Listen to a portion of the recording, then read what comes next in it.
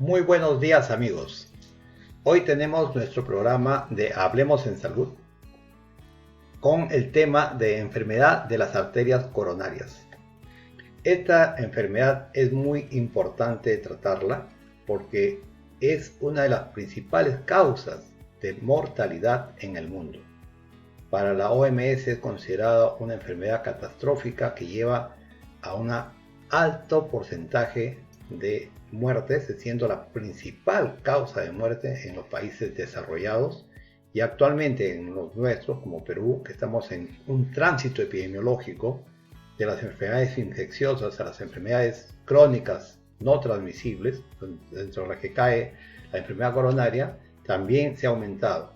Ya hay un estudio peruano de la Sociedad de Cardiología en el año 2010 determinó que la enfermedad coronaria en nuestro medio, en el Perú, ya se había constituido también en la principal causa. De haber estado en cuarto o quinto lugar, a partir del año 2008, 2009, 2010, ya ocupa el primer lugar en causa de muerte. Entonces es una enfermedad que tenemos que tenerlo muy bien estudiada y difundida en todo el medio. Por eso que le hemos preparado a ustedes esta presentación para poder orientarlos en las causas que llevan a esta enfermedad, que determina que se vayan formando lesiones y qué factores podemos controlar para que esta enfermedad no se desarrolle, no progrese, y cómo podemos tratarla cuando ya la enfermedad se ha presentado. Entonces, una primera cosa que debemos reconocer es que el corazón se nutre a través de las arterias coronarias, las cuales le dan la irrigación para que pueda mantener su fuerza, su funcionamiento. Estas arterias normalmente le llevan toda la sangre, el oxígeno al músculo cardíaco y con el correr de los años se van afectando por formación de placas, las cuales obstruyen la luz, produciendo un cierre total del vaso. Esto no se produce en pocos meses, esto se produce a lo largo de la vida. Ya se ha demostrado en estudios de pacientes que han fallecido tempranamente por accidentes que a los 20 años se obtienen arterias que ya están formando placas, están iniciando la arteriosclerosis, incluso mucho antes en algunos factores de riesgo como la diabetes. Y que progresivamente estas placas van creciendo hasta llegar a obstruir totalmente la luz. Cuando se produce una fractura en esta placa, un rompimiento, viene un fenómeno de una cascada inflamatoria que viene a ser formación de plaquetas y un trombo que obstruye totalmente la luz, y ahí se presenta el cuadro de infarto cardíaco, que si es masivo puede determinar la muerte de la persona. Si es controlado puede todavía realizarse algunos tratamientos para mejorar o restablecer la función cardíaca.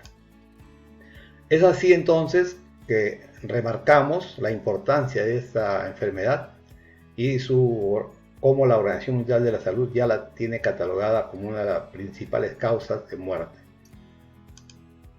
Vemos que siendo así, esta enfermedad progresa en el largo de la vida y no solamente afecta la enfermedad aterosclerótica al corazón, puede afectar a otras arterias en el cerebro, en las extremidades. Ya nos hemos referido en una sesión anterior sobre las isquemias arteriales. Vamos a poder reconocer cuáles son los factores de riesgo que conllevan a la enfermedad de las arterias coronarias. La más importante es la hipertensión arterial. En un estudio realizado por investigadores de la Universidad Cayetano Heredia en el país, encontró que la hipertensión arterial estaba presente en casi el 25% de la población. También encontró otro factor importante, la diabetes, que también casi un tercio de la población peruana tenía diabetes, en algunos sectores del Perú más acentuado. Entonces son dos enfermedades que juntas pueden llevar a un riesgo muy alto de enfermedad coronaria. Vamos a observar otro factor que es el hábito de fumar, el cigarrillo. Ya lo hemos mencionado en otras exposiciones. Es las lesiones que produce el cigarrillo en las arterias, que es una calcificación, un endurecimiento de la arteria y una obstrucción. También los pacientes que tienen niveles altos de colesterol o de triglicéridos, lípidos, también son factores que aumentan el riesgo. El estilo de vida sedentario, cuando no se hace actividad física, y esto se acompaña a sobrepeso u obesidad. Son antecedentes importantes, ¿no? Hay familias que tienen por herencia hipercolesterolemia, o sea, niveles altos de colesterol o triglicéridos. Tienen mayor riesgo y necesitan un seguimiento, un control más estricto por el médico cardiólogo o endocrinólogos. Se ha visto que las arterias coronarias también se afectan grandemente por la diabetes. La diabetes produce una lesión prematura en las arterias en edades más tempranas. Y como estamos observando en esta lámina, fíjense el impacto de la diabetes en cuanto a nivel mundial, ¿no?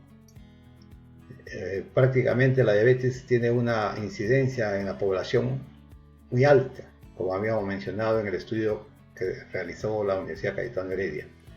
Otro aspecto importante es el estilo de vida, ¿no? Quiero referirme aquí a una fracción sobre la diabetes, que es una población que se llama resistencia a la insulina. Son aquellos que no metabolizan bien la glucosa y hacen niveles altos de glucosa porque esta no es asimilada ni por el hígado ni por los órganos. Entonces requieren un tratamiento por el endocrinólogo, un control estricto. El otro factor importante que se ha mencionado son el sobrepeso o los estilos de vida sedentarios, exceso en alimentos grasos, que llevan a que el índice de masa corporal se incremente. Ustedes habrán escuchado ahora en el COVID que un factor de riesgo se ha considerado la obesidad. Y el índice de masa corporal es la división entre el peso y la talla al cuadrado, lo cual nos da que una persona sana debe tener un índice de masa corporal por debajo de 25. Un sobrepeso se considera ya entre 25 a 29.9 y la obesidad llega por encima de 30 hasta 40. Entonces tenemos que hay obesos y obesos mórbidos que ya sobrepasan esos índices. Estos factores, conforme es mayor, puede agravar su enfermedad coronaria. Nosotros hemos tenido el paciente más joven operado en el Hospital Cayetano Heredia de 39 años, un paciente con 140 kilos de peso. También tenemos otros antecedentes como importantes. Quiero mencionar aquí en nuestro medio en la obesidad, el porcentaje. Se habla de obesidad del 18.5% y de sobrepeso del 54%. Esto en el Perú, comparado al resto de países de Latinoamérica. Nos sobrepasa México, Chile, Venezuela, Argentina, y Perú está en un sexto lugar. Esto también se puede ver a nivel de población por factores de área de residencia. La zona urbana tiene más incidencia de obesidad que la zona rural, y eso tiene que ver con los estilos de vida. La población rural probablemente camina más, tiene una mejor alimentación. El otro factor es genético, factor hereditario. Cuando ha habido antecedentes de enfermedad coronaria en la familia, este es un dato importante para informar al médico, porque hay que tener mayor cuidado para hacer prevención antes que produzca enfermedades cardiovasculares. El otro factor es la edad. Conforme se incrementa la edad, el factor de riesgo también se incrementa. El promedio de edad de los que han fallecido por infarto miocardio está en 67 años. Es decir, que ya a partir de los 55, 60 años debemos empezar a hacer un cuidado más estricto de la población y lógicamente conforme aumenta la edad, la posibilidad de fallecimiento por enfermedad coronaria y por infarto es más alta. Y un último factor importante en nuestro mundo actual es el estrés, que solo no es un factor. Cuando se asocia a alguno de los otros factores, condiciona lesiones en las arterias coronarias. Entonces hemos revisado brevemente todos los factores que pueden desencadenar la enfermedad coronaria. Ahora, ¿cómo se presenta? ¿Cómo es que nosotros observamos la enfermedad coronaria? Hay una población que se llama asintomática. No tiene ninguna molestia. Hemos tenido pacientes que llegan, se les hace un examen de rutina, se le hace un electrocardiograma y se encuentra que han tenido antecedentes de un infarto previo, pero la persona no se enteró. Y también tenemos otro grupo de pacientes que hacen lo que se conoce como muerte súbita. O sea, la primera vez que sufren un infarto es el que le produce la muerte. Y no tienen antecedentes previos de enfermedad coronaria. Entonces hay en esta población el riesgo alto de que sin saberlo tengan enfermedad cardiovascular coronaria y presenten enfermedad súbita, ¿no? De muerte súbita. En cambio, otro grupo de pacientes sí tienen el dolor característico en el pecho, que es la angina, que es el dolor anginoso, dolor en el pecho, que se puede clasificar entre angina estable, que presenta el paciente cuando hace alguna actividad, subir escaleras, caminar un poco más de lo normal, y presenta cierto dolor que cuando hace reposo calma.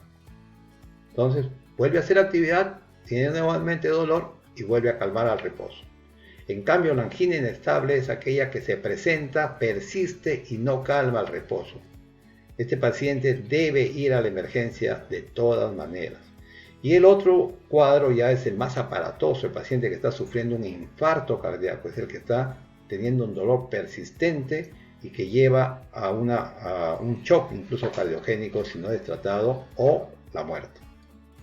Entonces vamos a poder observar estos síntomas en esta lámina. Lo más característico es el dolor, pero no es la única molestia. Hay muchos síntomas, como vamos a ver en esta lista, que se presentan en los pacientes. No todos se presentan a la vez. Algunos presentan un solo síntoma, otros pueden presentar 2 o 3 síntomas. Lo más característico, como mencionamos, es el dolor. La opresión en el pecho, que es súbito y se presenta al ejercicio. Ese dolor puede irradiarse al cuello, a la espalda, al brazo. Puede acompañarse de sensación de falta de aire. En algunos pacientes el cuadro se acompaña de náuseas y vómitos, como si fuera una molestia gástrica.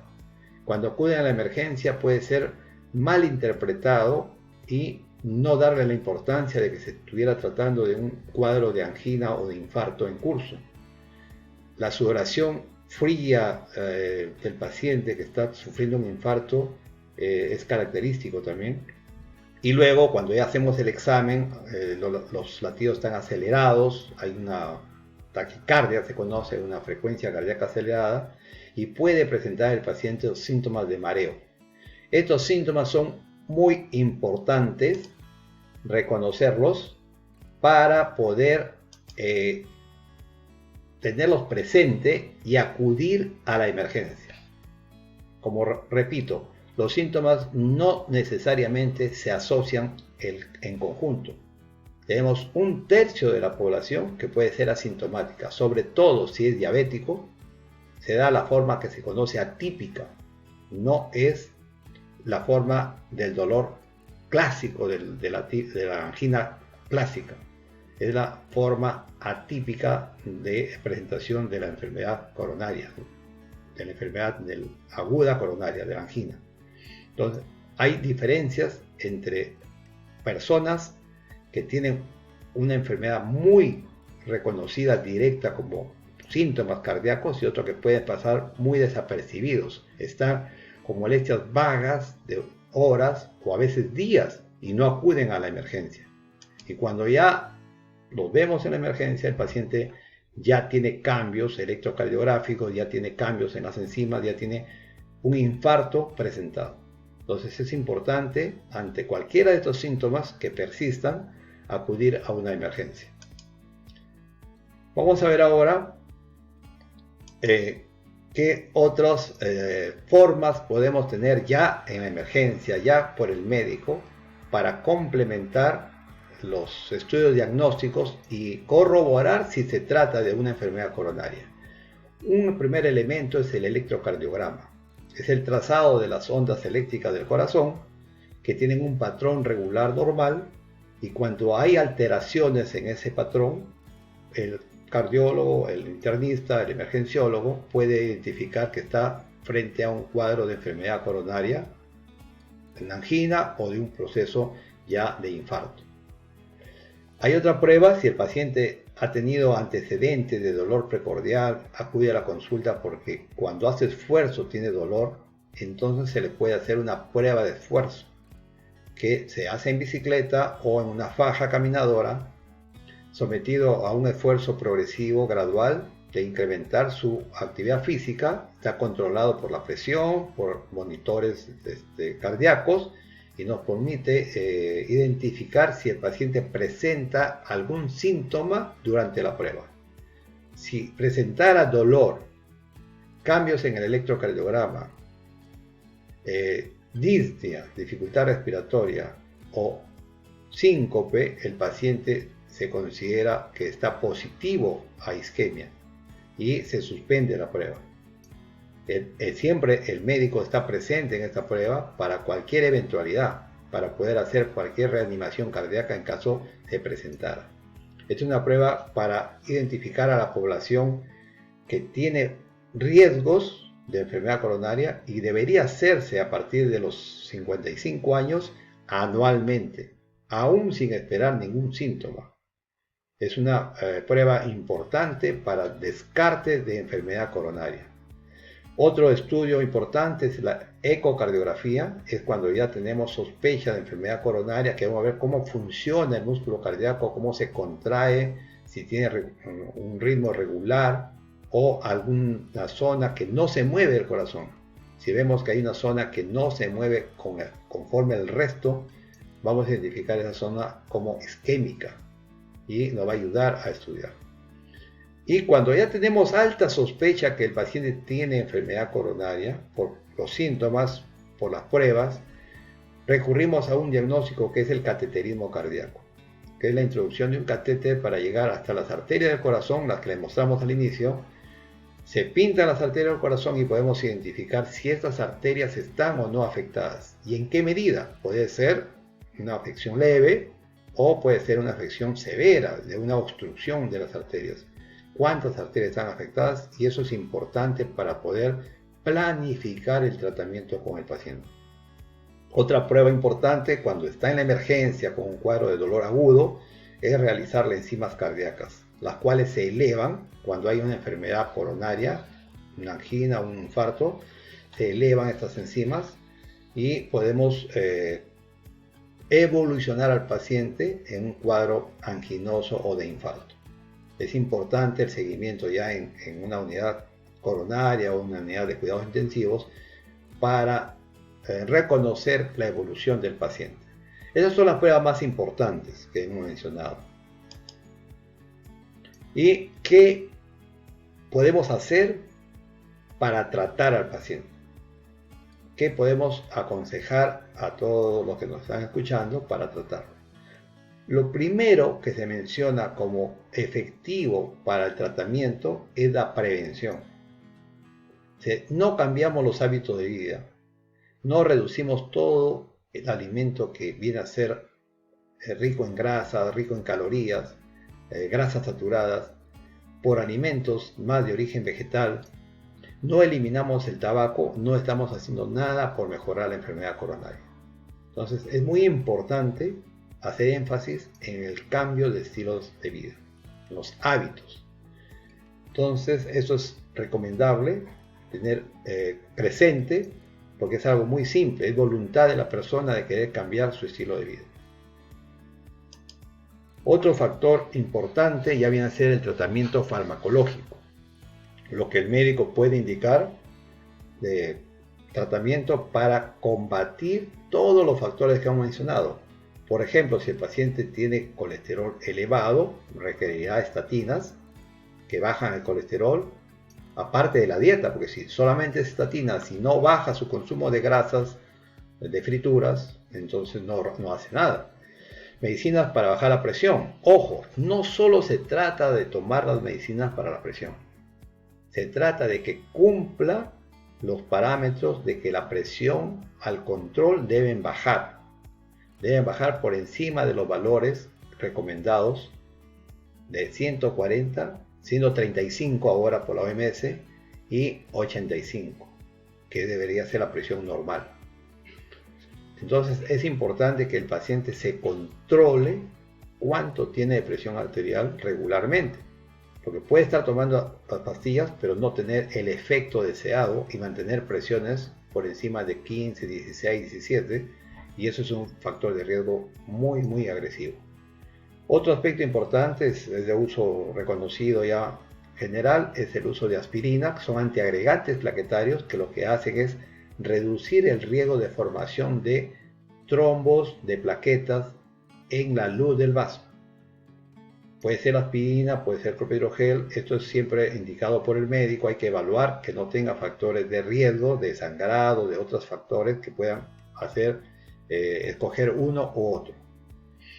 También si el paciente es diabético, debe de adscribirse a un tratamiento diabético que lleve a que su control de la diabetes sea exitoso.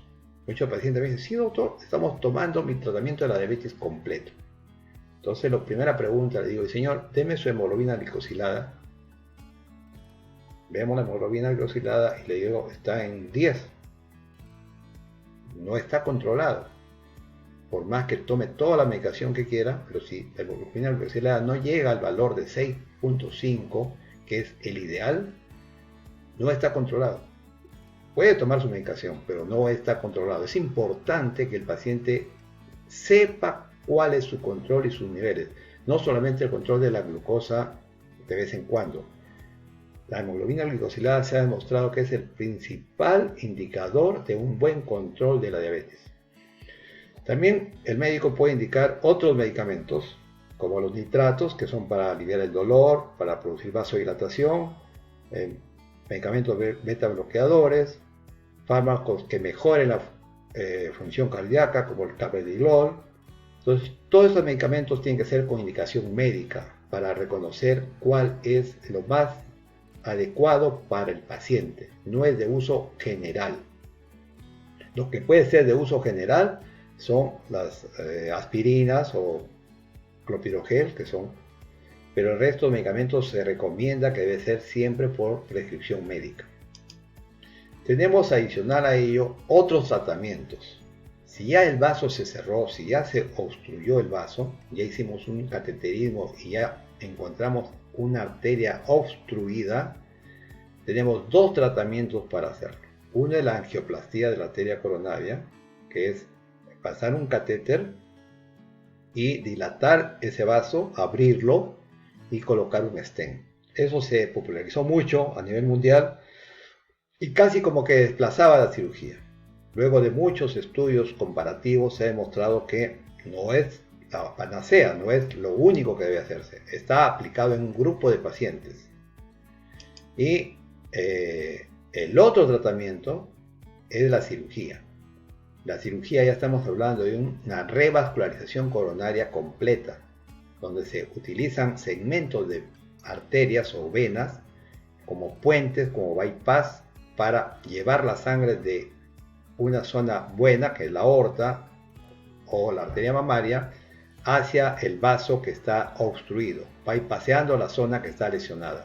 De esa manera mejoramos la perfusión del corazón y recuperamos su fuerza y su normalidad en cuanto a su función cardíaca y reduce significativamente lo que viene a ser las molestias de dolor precordial o de angina.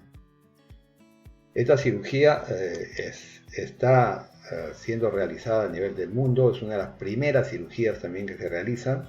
Acá vamos a mostrar un caso que que hemos seleccionado, un paciente que tiene lesiones de la coronaria descendente anterior, de la circunfleja y tiene lesión de la coronaria derecha. Tiene 3 arterias del corazón lesionadas. Entonces, estos casos con una gran lesión, una gran obstrucción, que incluso ahí lo han graficado como 100%, 100%, 70%, ya el paciente está en un alto riesgo de hacer un infarto masivo. Hacemos cirugía utilizando esos puentes, estos bypasses, en este caso una safena, una vena safena, la mamaria, la arteria mamaria, que es una arteria del cuerpo. Para hacer el injerto hacemos la cirugía, que es como una microcirugía, un bypass para unir a la arteria que está lesionada, y con ello recuperamos la función cardíaca. Entonces, en esos casos el paciente recupera espectacularmente su función cardíaca y puede hacer una actividad física normal, que es lo que buscamos cuando se realiza una revascularización completa. Existen guías, protocolos que establecen, el último es del año 2018 de la guía europea, de la Sociedad Europea de Cardiología y Cirugía Cardiotorácica, que menciona en qué pacientes se puede beneficiar de hacer angioplastía, que es en inglés el ICP, y la coronaria arteria bypass graft, que es en la cirugía de revascularización coronaria. En qué pacientes, en qué grupo de pacientes. Eso es importante para que el paciente informado pueda tomar una decisión junto con su equipo médico, cardiólogo, cirujano, cuál es lo mejor para su caso. Puede ser que solamente tenga una lesión, una pequeña lesión, una lesión de un vaso, y sea posible resolverlo con angioplastía, o tenga varios vasos como lo que acabamos de mostrar y sea necesario realizarle varios injertos, varios bypasses. Eso está muy definido en las guías y a nosotros nos sirven para valorar la condición del paciente y poder definir cuál es la mejor opción para el paciente. Tenemos, como siempre, que recordarles a ustedes que se adscriban a estas recomendaciones. Los invitamos a visitar nuestra página web, a mantenerse al día en enfermedades cardiovasculares y tener presente el consultorio online que estamos atendiendo, y gracias a nuestros pacientes que nos están llamando y visitando con más frecuencia. Agradecer a todos esta audiencia que he visto que ha ido mejorando notablemente, y siempre nos hacen llegar preguntas, siempre nos hacen llegar algunas recomendaciones. Por ejemplo, en una pregunta que nos han hecho, de repente ya lo mencionamos, pero no está de más. Soy paciente diabético hipertenso, ¿qué debo de hacer para cuidarme? Bueno, lo hemos mencionado en la explicación. Si es diabético, debe tener un control muy estricto de la diabetes. Debe tener, como le dije, su objetivo es que su hemoglobina glicosilada esté por 6.5, tener un buen control metabólico, tener la dieta, el ejercicio, y si es hipertenso ya tiene doble riesgo. O sea, los riesgos ahora se consideran exponenciales, y debe hacer ejercicio. El ejercicio baja la presión. Cuando comienza a hacer ejercicio regularmente, comienza a disminuir la presión. Tener también un buen control de la presión, tener el hábito de tomarse la presión en varias horas del día, tener diferentes, y anotarlo. Mis pacientes cuando llegan me traen sus cuadernos y me traen la fecha, la hora y la presión. Ahora con los equipos más modernos tienen forma sencilla de tomarse la presión arterial sistólica, diastólica y la frecuencia cardíaca. Y me ponen las horas, entonces es importante, y qué actividad han realizado. Si han estado en reposo, si han hecho alguna caminata, entonces todo eso nos permite evaluarlo. Cuando hay una hipertensión no controlada, pico de presión, y ya veo que tiene 16, 17 de presión, les recomendamos hacerse un monitoreo de la presión arterial ambulatorio, es el mapa, lo cual ya nos puede dar una orientación más precisa si el paciente está bien controlado y lo remitimos para que nuestro amigo cardiólogo controle mejor la presión y pueda llevar al estándar que deseamos. Entonces son dos factores de riesgo lo que tiene nuestro amigo que nos ha escrito. La diabetes y la hipertensión, digamos que asociadas, son un factor muy alto de riesgo de enfermedad coronaria. Otra pregunta que nos han hecho es, ¿qué valores tienen las enzimas cardíacas? Bueno, las enzimas cardíacas se toman en el paciente que está en la emergencia con un padecimiento de angina y que está sospechándose una evolución de un infarto. Las enzimas van a subir en las primeras horas del infarto. Cada una tiene una curva, una forma de presentarse. Algunas se presentan inmediatamente después del infarto, como la mioglobina, pero desaparecen pronto, casi en las 24 horas. La troponina, en cambio, se incrementa en las 6 a 12 horas y mantiene un pico más alto por más días. Entonces permite hacer un seguimiento al paciente por lo menos en los días subsiguientes de presentado el evento de enfermedad coronaria. Y la otra enzima importante es la CPK-MB, que también tiene un comportamiento de más días, empieza un poquito más horas más tarde del infarto y se eleva entre las 24 horas y mantiene su curva hasta el cuarto, quinto, sexto día. Si seguimos estas enzimas nos ayudan clínicamente para saber si el paciente está viendo bien. Hemos tenido casos que pacientes hacen una pendiente, una caída y nuevamente presentan. Eso es un reinfarto. Entonces el médico que está siguiendo al paciente va a valorar cuál es el seguimiento con las enzimas cardíacas. Son muy importantes, pero en el paciente que está hospitalizado. Nos preguntan si existen estudios peruanos. Sí, hay un estudio muy importante de la Sociedad de Cardiología que lo dirigió los doctores Rocha, doctor Ruiz, cardiólogos, que hicieron un registro nacional de infarto, pacientes que habían fallecido en las emergencias, y quisieron determinar cuáles habían sido las causas del infarto, por qué se habían presentado. Lo que vieron, para incluir a estos pacientes que hubiesen tenido muerte asociada a dolor, asociado a cambios electrocardiográficos y elevación de enzimas. Esos tres criterios permitió detectar a los pacientes que hubiesen señalado como causa de muerte del infarto en los hospitales.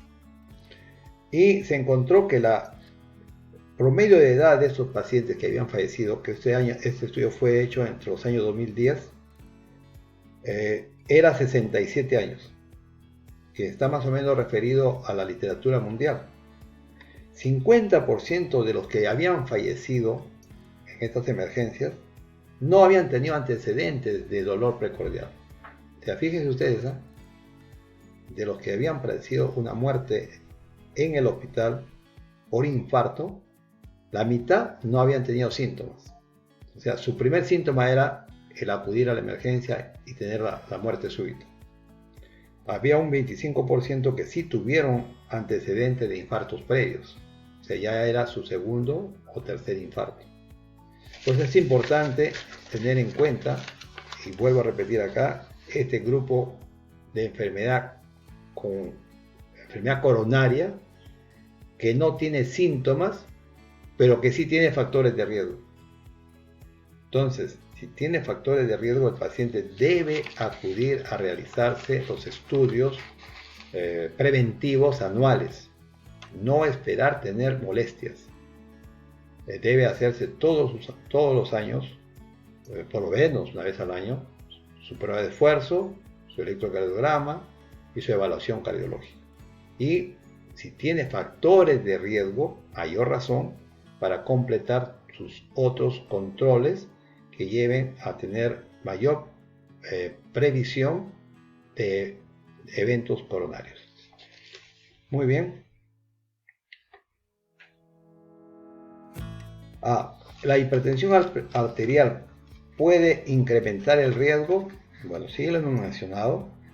En los estudios se refiere que la hipertensión arterial duplica el riesgo de enfermedad coronaria.